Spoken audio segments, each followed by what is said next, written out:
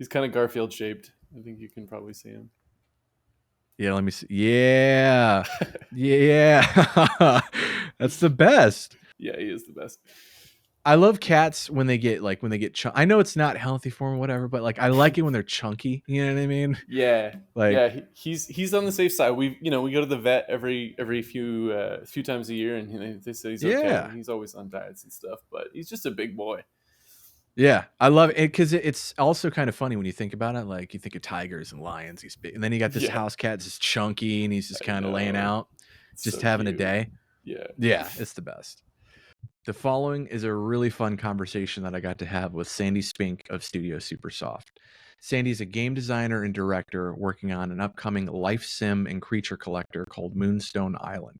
In this conversation, we chat about slightly obese pets, humid weather, and the journey from being a solo developed passion project beginning in January of 2021 to launching with a top tier publisher in Raw Fury on September 20th, 2023.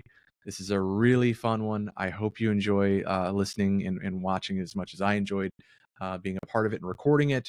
I'm not going to stall any longer. Please enjoy. I've been listening to a lot of podcasts and interviews you've been on.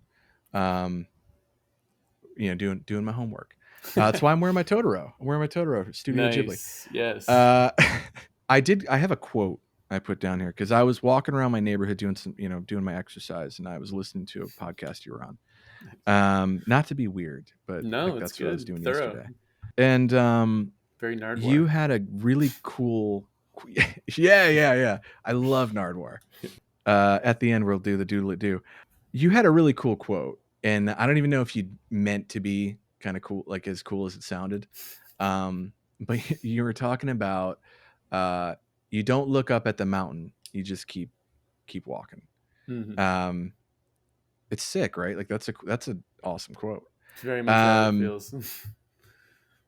yeah, and so I wanted to bring that up because you started development uh on Moonstone Island January of 2021. Hmm. And this is your first commercially sold game, right? You've Hmm. done game jams and other things, Hmm. but this is like your first, you know, end to end commercially sold game. How did you get a game of this scope? How did you get this ready to go in under 3 years? Uh, yeah. I mean, I even think about that a It's lot. insane. Yeah. I mean, it's kind of insane. It is, and it was, and that was part of the problem with the pitch in the beginning. Was it's really big, and I'm sure publishers often see really big pitches come to them, but we had a plan. So there were like we knew the cores of the game. There's exploration, and there's social, and there's combat, and so it was just a matter of showing to them that we had a really clear understanding. And even before then, showing to myself and other people that I was gonna try and bring on to help with the game that it's not just everything in the kitchen sink. It is a unified sort of system of things. It just happens to be a really big one. Yeah. I mean, and so that was actually something I wrote down here to follow up with, which is kind of cool that you led there. So this is kind of seamless. Um, but when you were seeking a publisher, I remember in a podcast you had mentioned that there was like an 8-month period with one Mm. particular publisher that didn't Mm. kind of follow through. Do you think the scope that you had defined prior to approaching publishers, do you think that had a negative impact on your ability to secure a publisher? I mean, you ended up with a great one Mm. in Raw Fear. Like that's they're really an excellent publisher. Mhm. Um, but do you think that had something to do with maybe the process stringing out to like 8 months, or maybe hindering the process for other publishers as well? Yeah, I mean, I think the scope was, you know, it's a lot to swallow, but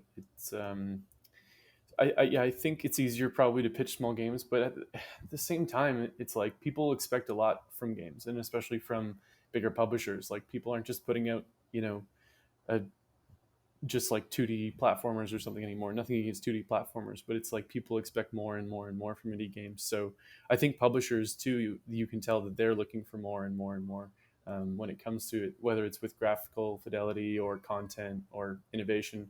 Um, so you know, it in to some publishers, I'm sure it was a knock, but to others, it was probably a plus.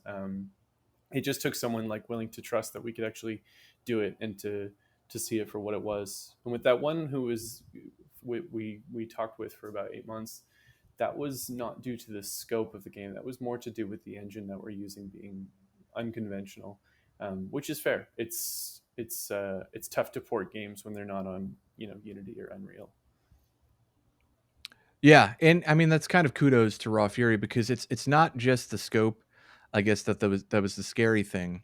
And I did like that you mentioned previously that you had put a lot into the demo to show that Mm. like, look, we can do this. And I'm sure that's kind of what had to put it over the top was that there is a deliverable here that is clear that they can kind of they can do this, they can deliver on this game. With Raw Fury, they from their perspective, they were looking at someone that had never delivered a game before, and then they're coming in and like, hey, I need funding, I need and I've got this really kind of bold game that mixes so many cool kind of gameplay mechanics and things that are going on there, but I can deliver it, and I can deliver it on a relatively strict timeline, and for them to be able to kind of go through that process. I believe you said 3 months, is that correct, from kind of start to finish with them? Yep. I mean, that's impressive for them to be able to, because again, like you're just not to take away from it, but you're Oh new, yeah.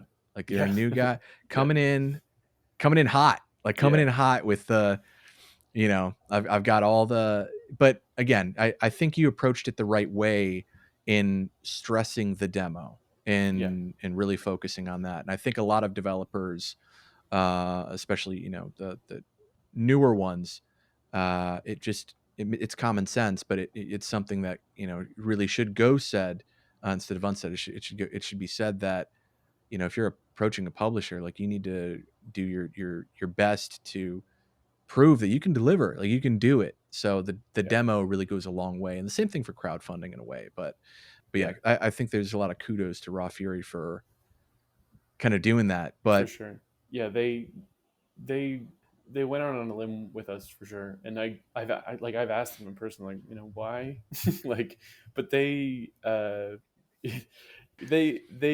cool. They seem to really like, as a publisher, and even now having worked with them for over a year, like they think a lot with their heart. Like they're very like they're a business, but somehow they make it work based on like things that they love and things that they're passionate about. Like they've really proven that throughout the process. So it's I think their job is to take risks, obviously, and they've made some good bets over the years. So I think there's a lot of trust as well in the people who scout their games and things like that, and that all tends to go a long way. But yeah, bringing like a polished demo. I used to work as in design, and no matter like if people always say they're willing to look at like low fidelity mockups and things, and you bring them and all their questions have to do with like, oh, why is it in black and white, why is it this way, and you're like, well, it's low fidelity, so what I find is it's actually better to just bring as close to the finished product as you can, because you really have to convince people, and they're going to treat it as if it's a polished and finished game, even if it is just a demo. So you want it to be tight. You want it to really show that you're capable of delivering a high level of polish. And I think that's like, yeah, a huge part of it. And we worked on it for like a year before that. So it's not a quick process. And as you probably heard on the other podcast, like I paid for it all out of my pocket for a long time. So mhm. yeah. Yeah, it's one of those things where like the vision, you can have a clear vision in your head, and you can feel like you can picture it, as clear as day, but it's not easy to kind of translate that to someone else. They Yeah. can't just take your brain out and be like, here's what it's gonna be, like Yeah. this is it. Yeah. So can you give me money now? Yeah. So it makes sense. You got to paint that pic. You got to really drive it home so they can be on the same page as you, Hmm. in terms of the game. But yeah, how long? So prior to 2020, January 2021, how long ago? Because I want to go back to the origin. I know we're getting there on time, but I want to know the first moment when Moonstone Island kind of became a thought. Where did this Mm. kind of originate from?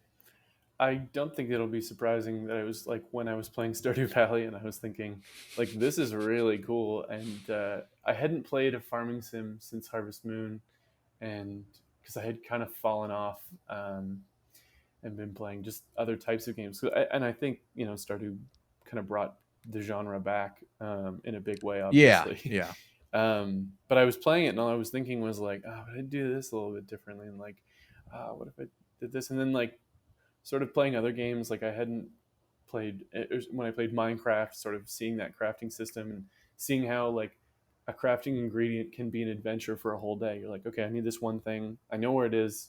I got to figure out how to get there. I got to like get the good chances to find it, and like so just sort of you know it started with Stardew, but then playing these other games that were I hadn't actually tried until you know much after they came out. Well, Stardew I played right when it came out, but anyway, just sort of like jumping from game to game and thinking actually this could work there and that could work there. But I think the biggest moment was when I kind of, and it doesn't seem like that huge of a moment, but what really did it for me was when I thought, what if your crops were your Pokemon item shop? Because I had this like farming sim Pokemon idea, but like how do you really make those connect?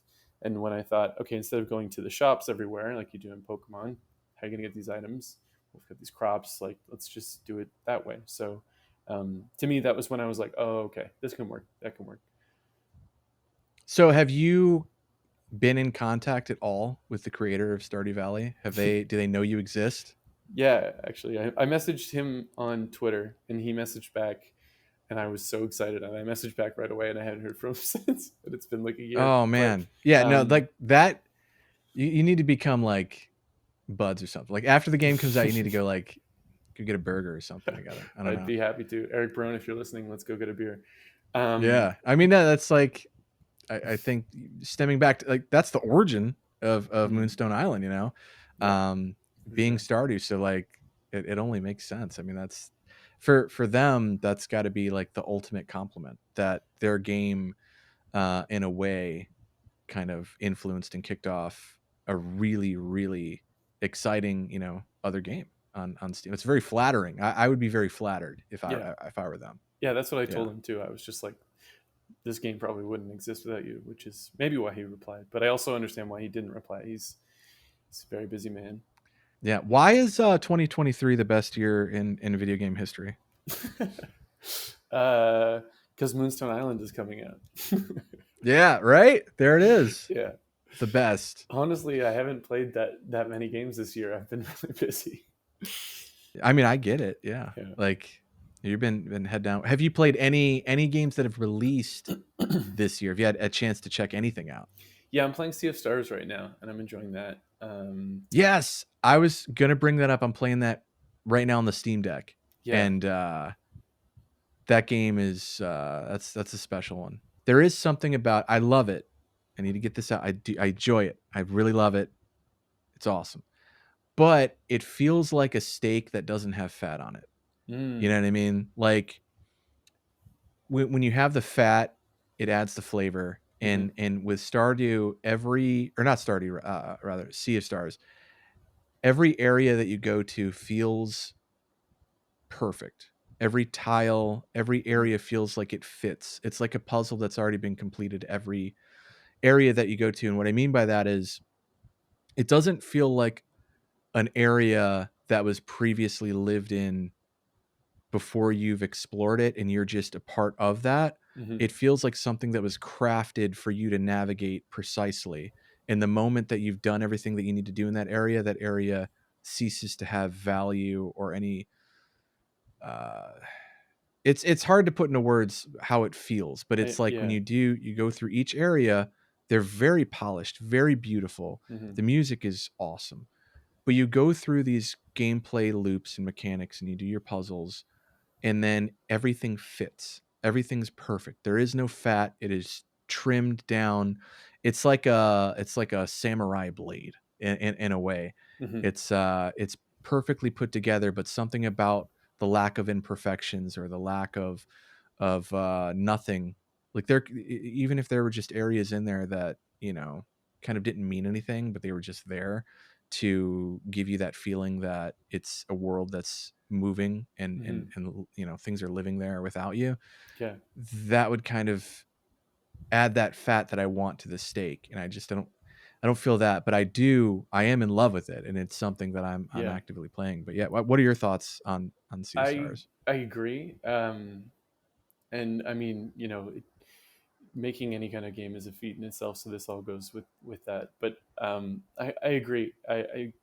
I have a thought that I have with most games, which is like I think about I think about like how much chaos they have, like how much is the designer letting the player mess with it, to even to a point with certain games where you can break them or whatever. But that can be part of the fun.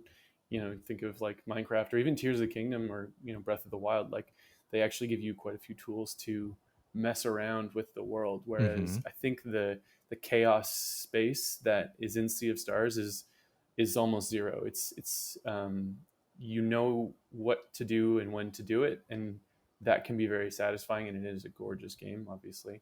But I agree Yeah, that unreal. I think that they're um, it feels very designed, and it doesn't feel like there's a lot of space for me to sort of do anything out of the ordinary or anything unexpected. Yeah, I mean, again, I think we're both in agreement that it's a special one. Like Hmm. it's Oh yeah. every year you get a handful of special ones that come out, and it's definitely one of them. In a Hmm. year where there were many, Yeah. in a Yeah. year where there's just an absolute ton. And I know of a couple games that are coming out. Their release date hasn't been announced in September, October. Um, that are also just slappers, Yeah. just knee slappers. Yeah. I mean, it's just It's a there's it's a some wild time to be really releasing a game. exciting things. Yeah. Yeah. Yeah. For It's a sure. wild time to be alive. It's Yeah. just like it's insane what is just coming out left and right from AAA and on the indie side. I mean, Yeah. it's a very special time. I mean, Yeah. so September 21st, what are you going to be doing? So that's the day after we release. Is that what you mean to ask? Or do you mean Yep. to? Yeah. Yep. I have no idea. I don't know if it's going to be like a good day or a weird day, but there's a lot of stuff that will, like, it'll be interesting to see when the numbers start to come in, because I know the Steam backend like doesn't update. And we've also borrowed a ton of money from Raw Fury to do the thing, so it's Sure. just a matter of like Sure. reaching a certain threshold. So we're not going to do that in day one, day two. It's going to be a little while. So I think hopefully it'll just be the game goes out and the next day is really calm and I'm just having a coffee and like not thinking about it too much. But I imagine that might not be my reality. I can just see you having like a hot cup of coffee, just nodding and like complacency. Yeah, just like Just all right. finally Everything's okay. finally complete body, soul, and Yeah. mind for a day. Yeah, yeah. I Yeah, mean, so like you guys did great during thank Next you. Fest. Oh I mean, yeah, you did awesome during Next Fest, and you've cracked the top 75, I believe, most wishlist games on yeah, Steam. yeah. We're there. Again, insane. Uh, so the numbers are in your favor. Hmm. Um, this is a game that on the 20th, I should know this, but I don't. Is it releasing on the Switch same day, or just is it PC or PC Steam only. rather? Yeah, Okay. we're waiting on the Switch because of our unconventional engine, as mentioned previously. Yeah, gotcha. Yeah, it's I have all faith that it's gonna do very well. For both you and Raw Fury. I think Raw Fury, this is a little gamble that's gonna pay off pretty well. The numbers are just they're too good. The numbers are too good. Um not, Yeah, knock on wood or anything, but yeah. I know that's numbers are kind of too how good. I You did feel. great during X Fest, and Yeah, yeah. It is a weird time. The timing is weird but also it's not terrible.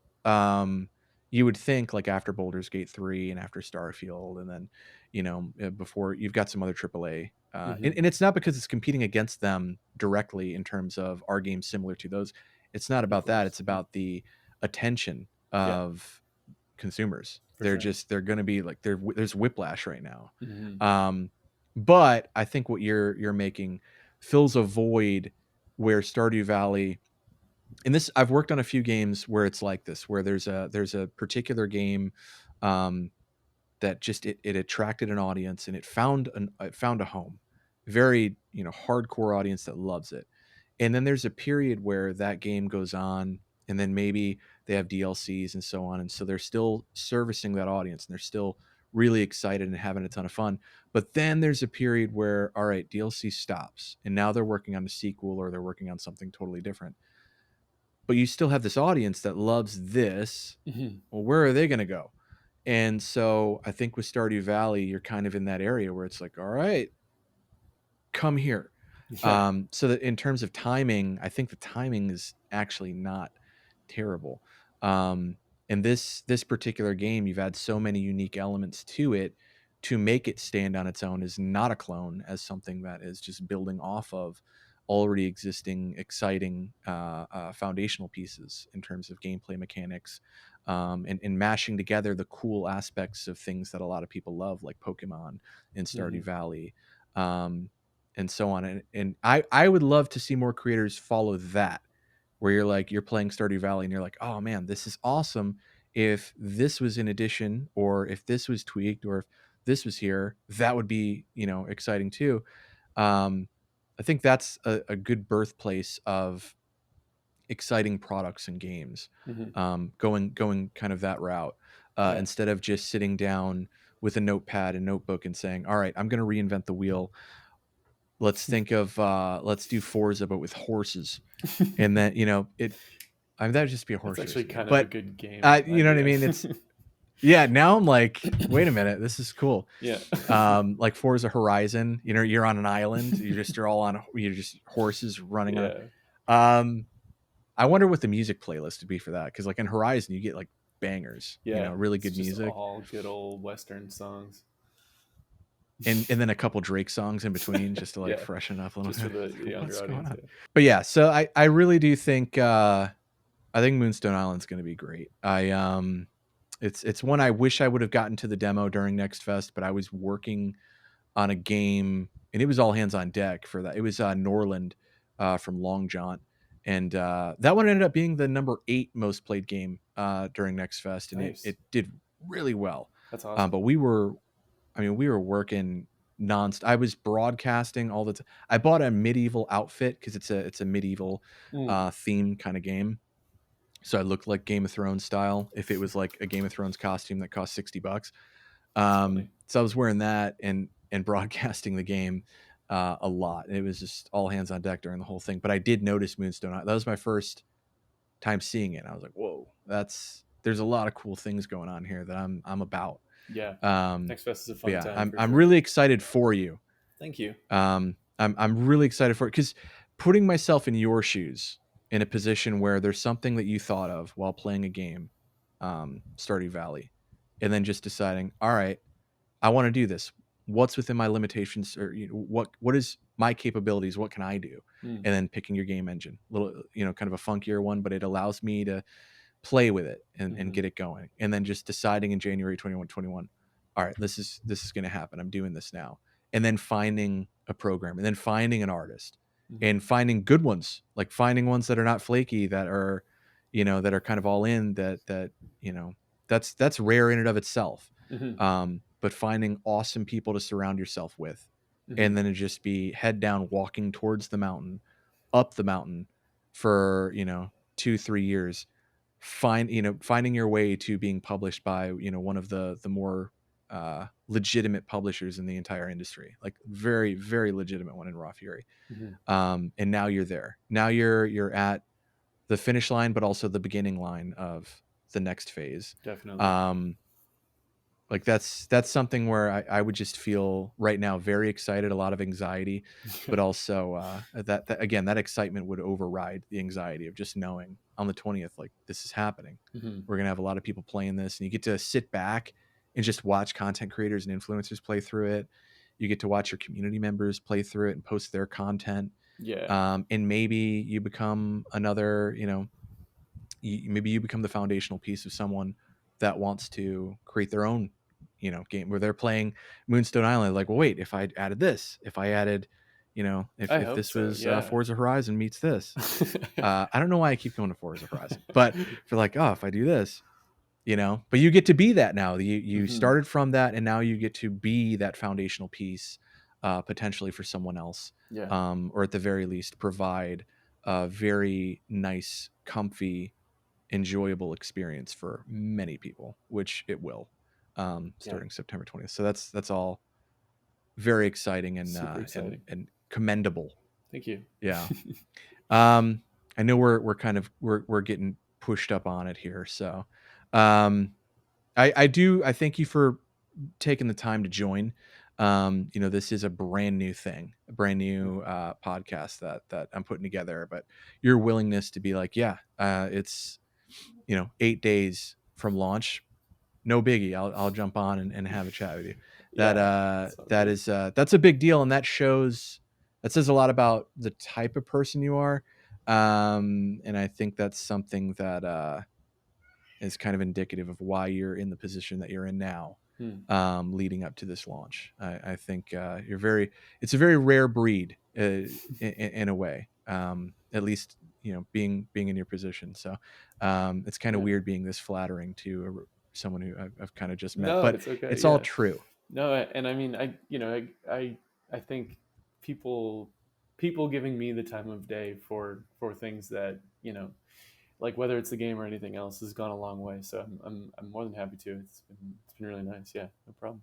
You made it all the way to the end of the episode. I hope you enjoyed, and I hope you're looking forward to checking out Moonstone Island on Steam. For those of you that are very interested and want to play Moonstone Island as soon as possible, we will be giving away one free copy, or I guess free is redundant, but we'll be giving away a copy of Moonstone Island. To enter, simply just leave a general comment, feedback, question, whatever it may be, in the comment section of the YouTube video of this episode. So if you're listening on Spotify, or elsewhere, go to the YouTube channel Next Quest Games, find the episode, and leave a comment there. Just a genuine one. Don't leave it just because you're entering the contest. I mean, I guess you can do that. That's fine. But any general feedback would be greatly appreciated, or questions and so on. And from that, I will randomly select someone from there to receive the free copy within, let's say, 48 hours of posting.